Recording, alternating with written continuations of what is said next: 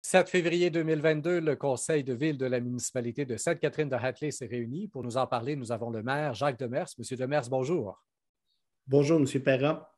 Alors, Monsieur Demers, bonne nouvelle pour la municipalité de Sainte-Catherine-de-Hatley, en même temps qu'un peu une patate chaude, parce que là, on a eu du gouvernement provincial l'annonce de l'octroi d'un CPE de 78 places qui va pouvoir prendre place à Sainte-Catherine-de-Hatley comme tel.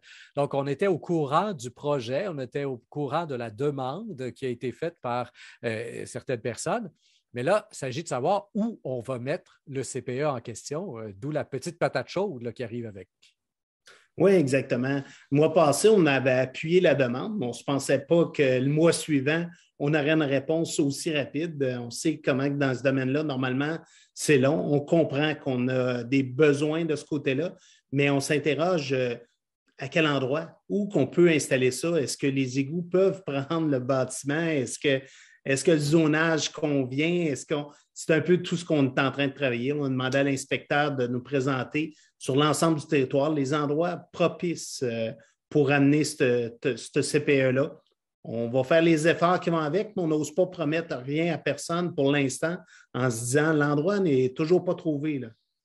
Mais le projet vient de certaines personnes, donc c'est un projet privé. Est-ce que c'est à la municipalité à fournir un terrain? Est-ce que c'est à la municipalité de mettre l'épaule à la roue dans tout ça? Ce que je comprends, c'est oui, ils ont eu l'autorisation, mais ils approchent la municipalité, voir si on peut trouver. Parce que, évidemment, si on n'en voudrait pas présentement, j'oserais dire que ce serait facile de dire oups, on n'a pas d'espace, on n'a pas ce qu'il faut. Mais je pense réellement qu'il y a un besoin de ce côté-là. Puis on sent, comme conseil municipal, une obligation de travailler rapidement pour essayer de trouver est-ce qu'on va réussir ou pas. Je ne peux pas répondre aujourd'hui à ça. Mais ce qui est évident, on va essayer de faire l'effort pour trouver l'endroit où ce que ça pourrait fonctionner. C'est quand même aussi l'entreprise la plus grosse ou avec le plus d'employés qu'on n'aurait pas eu dans les 20 dernières années qui se rajoutent à Sainte-Catherine-d'Hatley, là. Tous les employés qui doivent travailler autour de ça, quand même, on parle de 78 enfants, ça veut dire probablement au moins 70 familles qui pourraient s'y trouver. Vraiment intéressant, sachant que l'école bientôt va avoir aussi la classe 4 ans, bien, il y a un suivi, on pourrait se permettre, puis plus facile de demander par la suite un agrandissement de l'école. Il y a toute une suite logique à ce qui s'en vient. En même temps, juste le fait de le nommer, comme vous venez de le faire, 70 parents qui viennent porter leurs enfants soir et matin, matin et soir, 5 jours semaine, plus les employés. On voit tout de suite qu'on ne peut pas mettre ça n'importe où à Sainte-Catherine-de-Hatley, là, parce que, évidemment, les résidents ne veulent pas voir nécessairement autant de voitures circuler sur leur propre rue, là. Ça risque d'être à quelque part autour de l'hôtel de ville, proche du centre-ville. Toutes les opportunités vont être regardées présentement. Puis déjà, on a une route qui passe facilement à 6, peut-être 6 000 voitures par jour.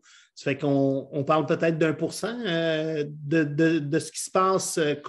Puis sûrement que bien des gens là-dessus circulent déjà chez nous.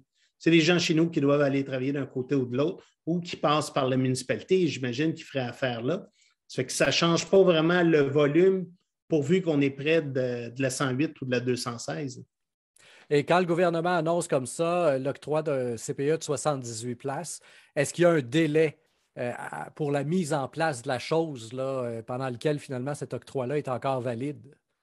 Ce que je comprenais sur l'échéancier, avant vraiment que ça soit placé, on parle d'au moins 2 ans, là, si ce n'est pas 3, avant que tout l'échéancier, mais on ne s'est pas assis encore, on attend les promoteurs de ce côté-là pour voir avec eux. L'annonce gouvernementale a été faite. Ça fait que là, c'est pour ça qu'on se dit, oups, on a l'ouverture de le regarder, mais on n'est pas capable de promettre d'engagement plus que ça pour l'instant. On va aller faire un tour du côté des travaux de la voirie. Il y a des travaux à venir. On essaie de voir lesquels on va faire. Et c'est assez rare que j'ai entendu ça dans votre bouche, mais là, en préparation d'entrevue, vous me disiez, ben, on a l'impression qu'on ne recevra pas de subvention pour les travaux de certains chemins, alors que ça fait des années qu'on fait des entrevues ensemble et que la grande majorité des travaux ont été faits avec des subventions chez vous. Là, le chemin Chingras, le chemin Fontaine et autres chemins, comment prioriser une fois qu'on y va avec seulement le budget de la municipalité? Oui, c'est ça, si on se souvient dans notre budget où ce qu'on avait regardé de ce côté-là, ça devait être une section de chemin de la montagne, une section sur Brownsville. C'est là que les travaux devaient être faits. On a eu la réponse du gouvernement. Pour l'instant, on n'a pas de subvention.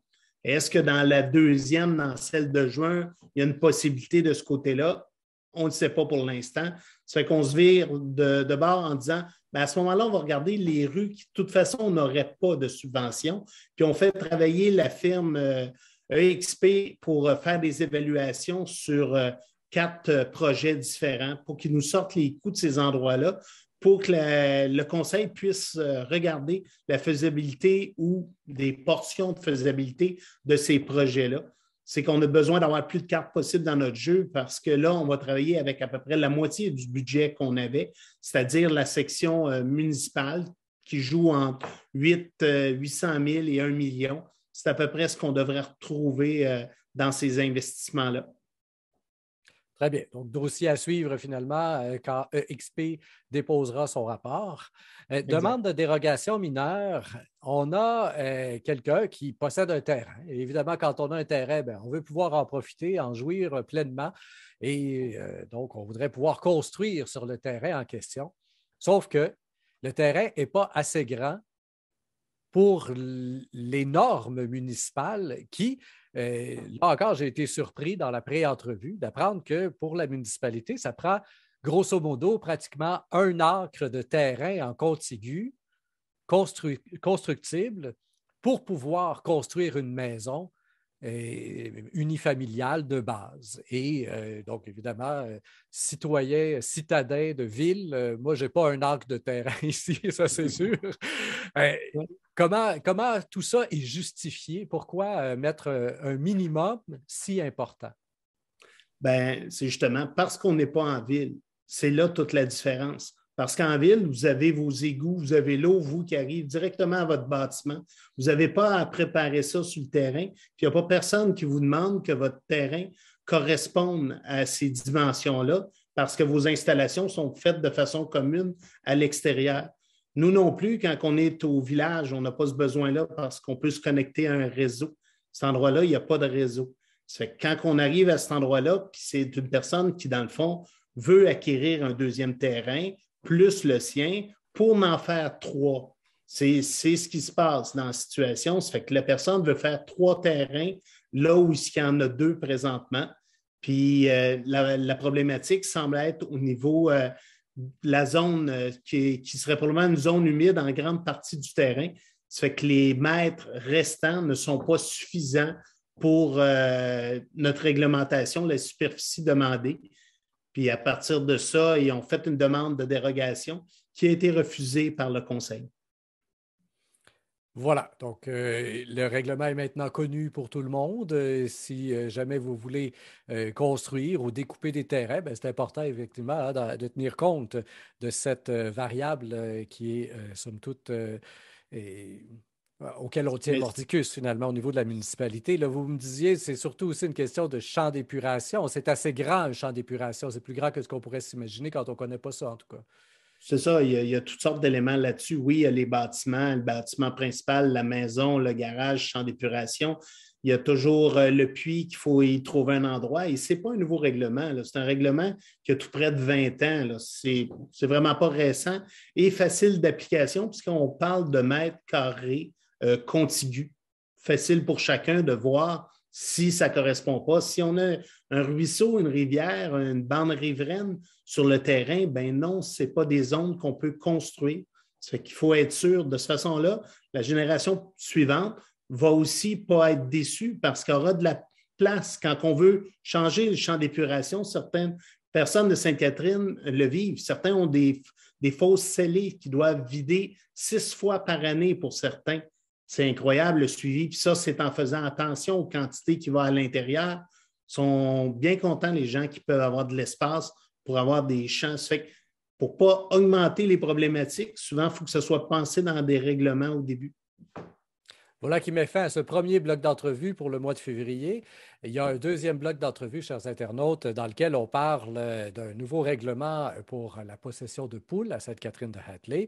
On y parle aussi d'une subvention accordée à la Corporation de l'île du Marais, une subvention quand même de 11 000 pour les passerelles, et un projet de 80 000 le marché public des collines qui va prendre de l'ampleur encore une fois. Donc, deuxième portion d'entrevue à écouter. Je vous invite à faire circuler celle-ci sur Facebook, Twitter et autres réseaux sociaux. Au microphone, Rémi Perra.